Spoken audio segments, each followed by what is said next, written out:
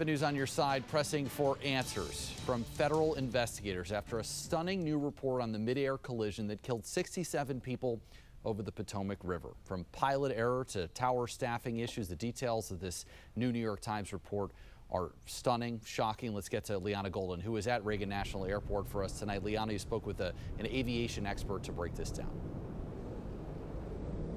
Josh, I did. He says he fully expects tighter rules and regulations to come from the FAA and the NTSB surrounding this airspace as more details have come out about this crash that experts have called likely preventable.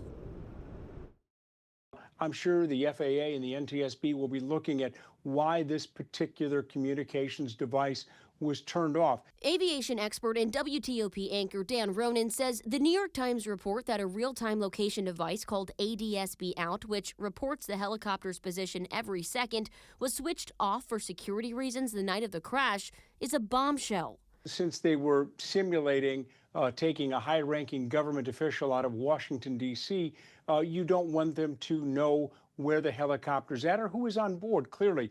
But this wasn't an actual emergency. This was a training mission. Had the ADSB been turned on, it's very possible that the pilot and the co-pilot of the American Airlines flight would have been able to see what was coming and take evasive action. Another key takeaway of the Times report reveals a clipped microphone in the helicopter may have caused the crew in the chopper to miss critical information. When you hear a command from air traffic control, you repeat it back to clarify that you have indeed heard it.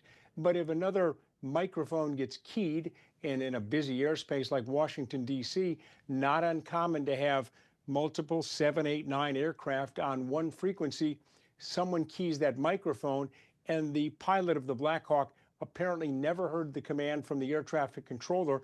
Another significant issue Ronan points to in the report, the American Airlines flight was directed to a different runway on approach due to a crowded airspace, putting the two aircraft in the same airspace. Had that aircraft, the American Airlines regional jet, landed on runway 1, as it had originally been called to do, this never would have happened.